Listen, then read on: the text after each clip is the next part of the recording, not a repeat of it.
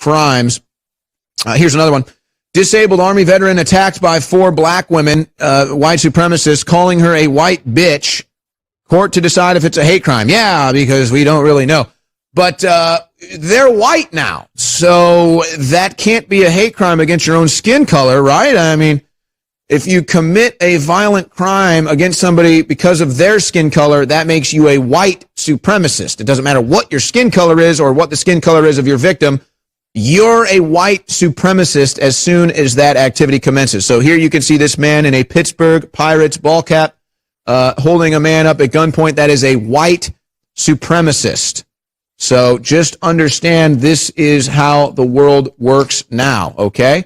Now, of course, this is all a lie. I just lied to you. But that's what the mainstream media and the Democrats want you to believe. Now, here's one of the biggest lies of all time. The Steele dossier.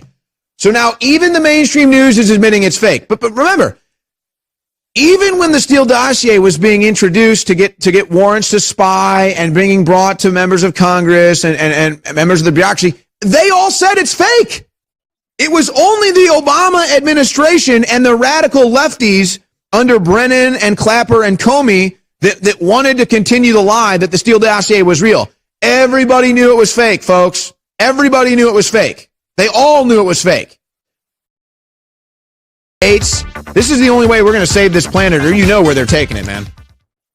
The world is starting to pay attention to the fact that I don't just say the things I say on air for shock value. I don't just make the claims that I make because I want people to tune into my show.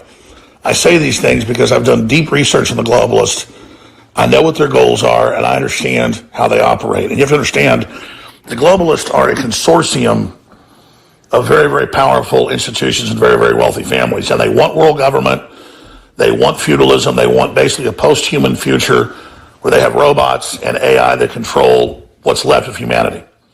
And they believe there's too many humans. They want to cull our numbers by at least 90%. But that said, there are power factions.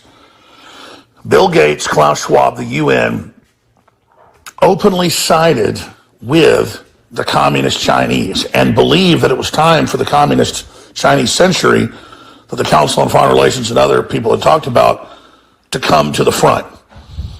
Now, the globalists set up communist China where it gets all the rare earth minerals, it gets all the jobs, because tariffs are put inside Western countries in Europe, the UK, Australia, New Zealand, the US, Canada, which are regulatory tariffs where it's impossible for us to compete with the communist Chinese because we have higher energy costs, we have green regulations, now the carbon taxes.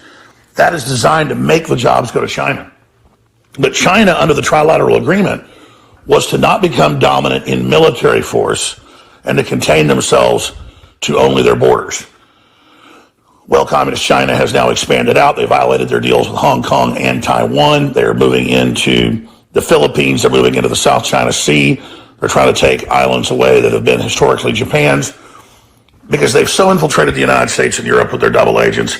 They've been so successful buying up most of Hollywood, 4 of the 6 big production houses, the big studios.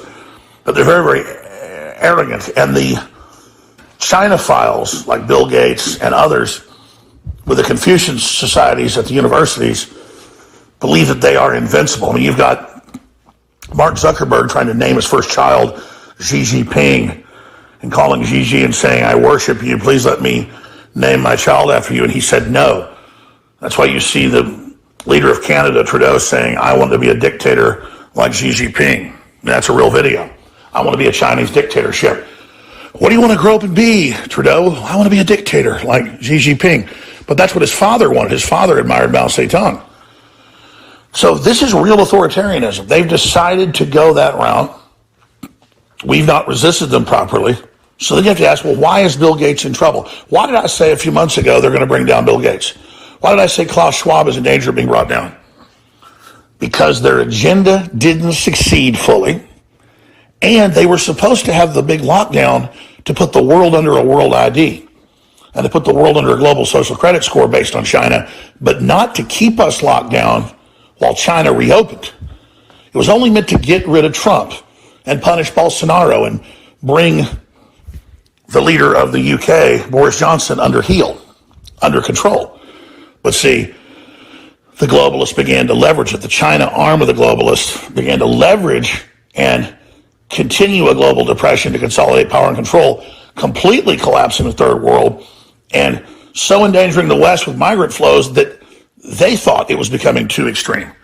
So what you have is two different major power factions battling. Now, how did I tell you 14 years ago, 10 years ago, 3 years ago, 2 years ago, and just last November, or I guess it was late October with Joe Rogan, that specifically that Bill Gates did not meet with Jeffrey Epstein one time like he said. In the past, he lied and said he never met with him. He met with him hundreds and hundreds of times. And now you notice that mainstream news is reporting, the Daily Beast, the New York Post, and even Reuters and AP, and that's on the cover of People magazine when you're at the grocery store, that he met with him dozens or more times.